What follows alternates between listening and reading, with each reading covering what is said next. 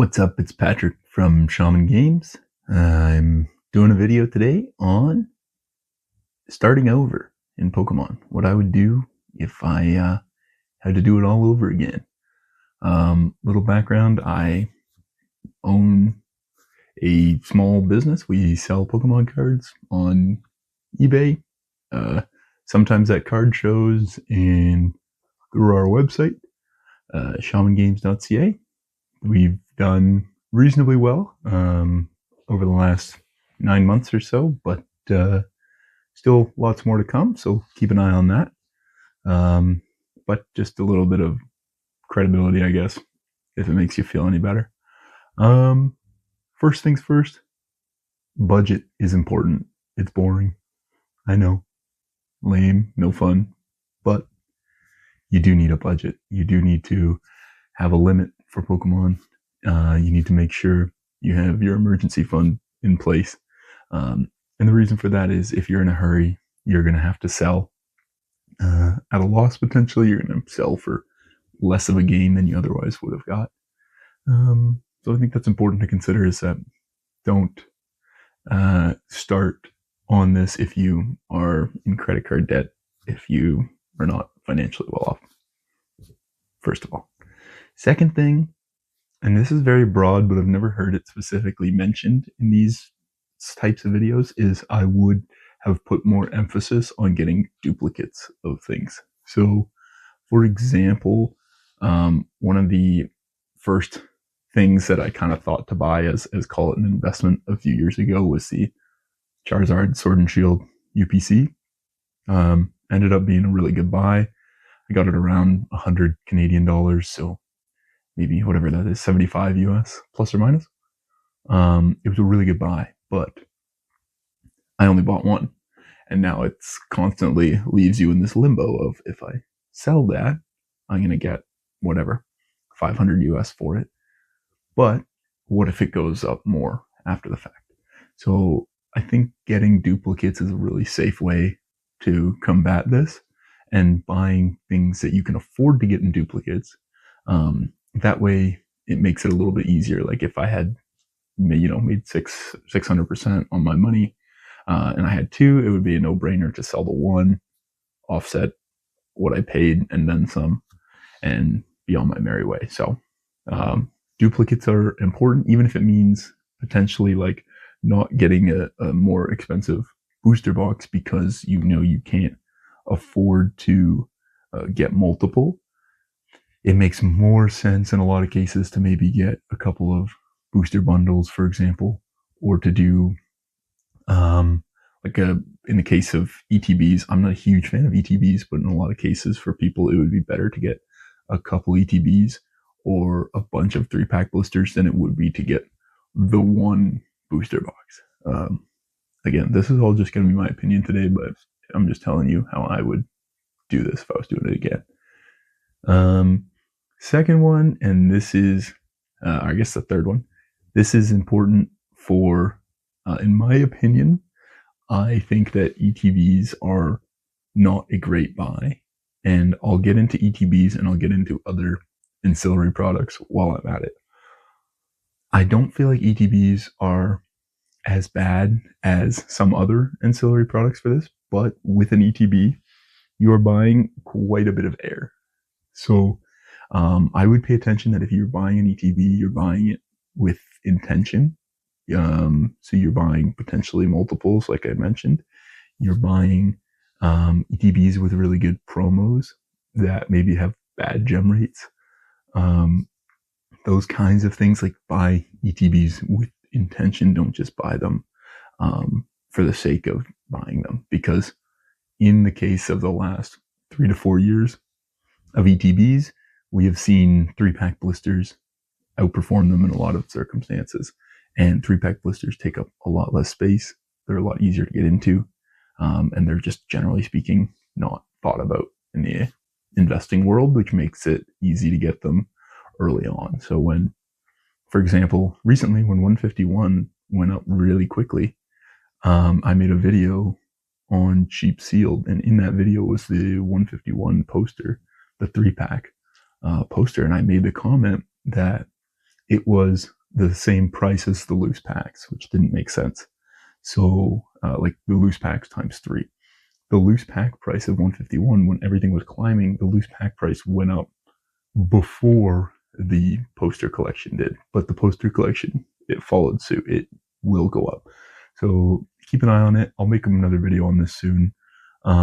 This cheap sealed sort of topic, but that if you want to get into this and you don't have a lot of money, then definitely 3-pack blisters are a really good way to get into it, so that you have the ability to sell off. As I said before, other ancillary products, like this, I have a Blooming Waters thing. I'm not going to pull it out, but a Blooming Waters 151 collection. It's obviously done very well. I'm glad I have it. But there would have been other products that would have made more sense to buy, right? Like, so booster bundles would have made more sense to buy because they take up a little bit less space. I don't love booster bundles personally, but regardless, booster bundles take up a lot less space. You obviously, I could have gotten another UPC at the time rather than only having gotten the one. Regardless, it's nitpicky, but I would recommend staying away from most ancillary products. There are some exceptions. I was really pleased to 5 months ago have bought whatever, I guess it would be about 600 US. I paid for all 3 of these Evolution VMAX and V promos. And the reason I think that this is an exception to the rule that I'm talking about here is the promo value on the front is incredibly good. I think they're underpriced. I've talked about that in another video, but regardless, that is sort of the exception you're looking for. Like, modern case right now, a banger to think about is the White Bolt, Black Flare, White Bolt. You know what I mean? The bikini poster art is super nice. I would consider picking those up. They are exactly the kind of thing I'm talking about, where solid pack value and you get a nice promo.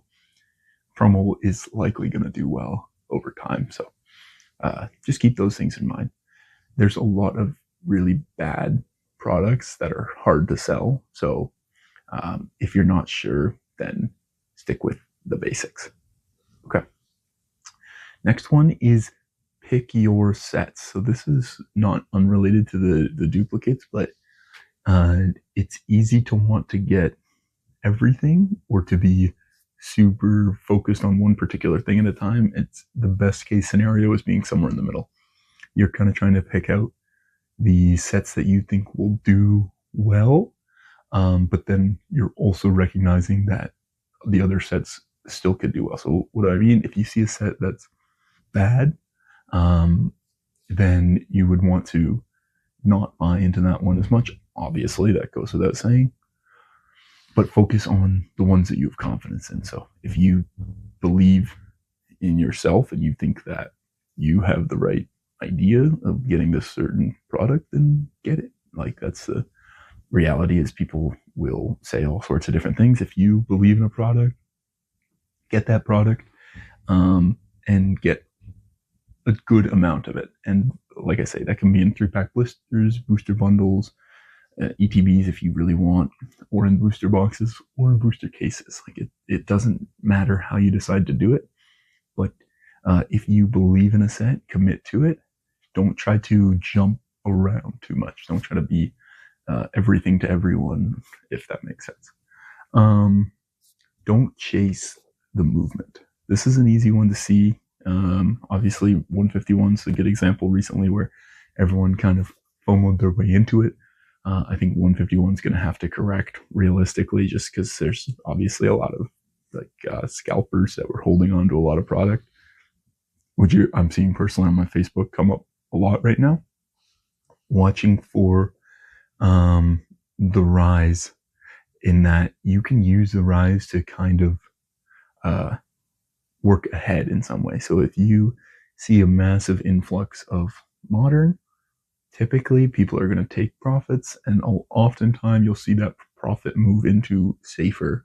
So Sword and Shield, Sun and Moon, work backwards, Scarlet and Violet a little bit, in like the earlier sets that are strong. you'll see people move into these whatever safer assets, and so trying to be ahead of the curve, right? So as you see a set climbing quickly in value, if you try to sort of look away from all the noise, that'll save you a lot of money in this hobby. The last one I have of the day, and it's a controversial one, is PSA and CGC and BGS 9s. Buying those types of cards, particularly for modern, is an incredibly good idea. And what I'm looking for specifically when I buy 9s is the very small divide between the 9 price and the raw price. So when you see this and you see that the 9 and the raw price are very similar, it means that it's a really safe pickup, because the 9 obviously still costs money. Like, it still costs the person money to grade it. So if you're buying a 9 from somebody at raw value, they're taking the loss on it. This is just them trying to get rid of the card because they were hoping for the 10, which is obviously worth dramatically more in every case. The 9s often, you'll see them outperform things, especially if you look to the 2 to 5 years old realm. 9s are generally undervalued, and then once you get to 6+ years old, all of a sudden you'll notice the 9 pulls way away from that raw price. So it's a pretty routine thing that you can look for.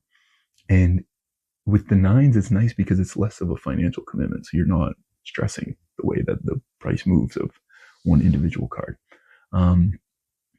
Regardless, I hope you guys like this style of video. I'm trying to figure out this whole YouTube thing, so press all the buttons.